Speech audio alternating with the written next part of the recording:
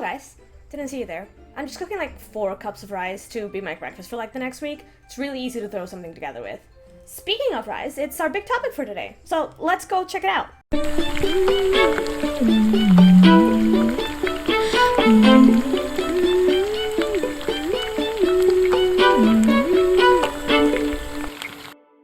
Hello, and welcome back to another episode of Historic Chefs, Tasty History, one special ingredient at a time. I'm your host, Camish, and today we are all about another major staple of the global diet, rice.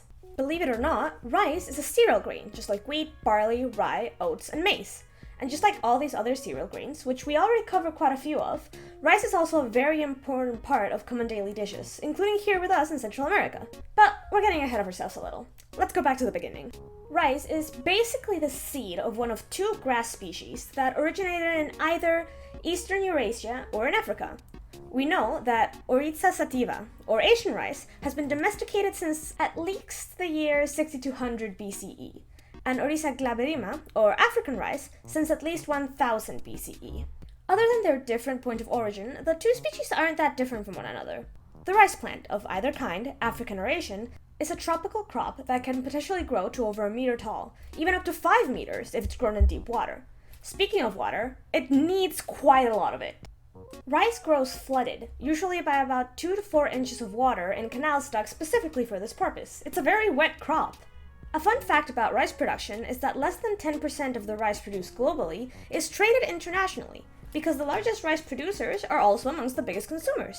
The global rice harvest in the year 2022 was nearly 776.5 million tons, down almost 10 million tons from 2021, with the largest 6 producers being China, India, Bangladesh, Indonesia, Vietnam, and Thailand. Over the many millennia since humanity has domesticated rice, many varieties have been bred to heighten productivity and enhance quality. Sadly, a substantial amount of rice is lost annually, either to improper storage, transport, or diseases and pests, among other causes. However, the biggest threat to global rice production in the foreseeable future is global warming, our favorite. For every 1 degree Celsius that the average global temperature rises worldwide, rice yields will fall by up to 20%. The ironic part here is that modern-day rice production is a large contributor to greenhouse gas emissions. Rice cultivation annually causes nearly 6 billion tons of 1.2% of total global CO2 emissions. As bleak as all this information is, there's always a bright side though. Some varieties of domesticated rice are nowadays even drought, flood, and salt tolerant and can be grown in many parts of the world. Rice goes through a processing process very similar to other cereal grains. Once harvested, the rice is milled to remove the outer layers. Depending on how much is removed, the appearance of the rice can range from brown, less refined, to white, highly refined. In either case, rice provides protein but contains no gluten, and it does not have all the essential amino acids required to maintain good health. That is why a primarily rice-based diet is not recommended without other vegetables or meat to accompany it. But that goes for pretty much every grain. As good as just plain rice is, medical studies show that a highly rice-based diet without sufficient amount of other substances causes high blood pressure, low levels of good HDL cholesterol, and elevated triglyceride levels, to name a few of the negative side effects. And rice does always taste better when it's soaked in other things. You can combine rice with so many other crops, spices, herbs, and types of meat that really showcase its highly applicable culinary versatility. In other words, go eat your greens. Unfortunately, they're important.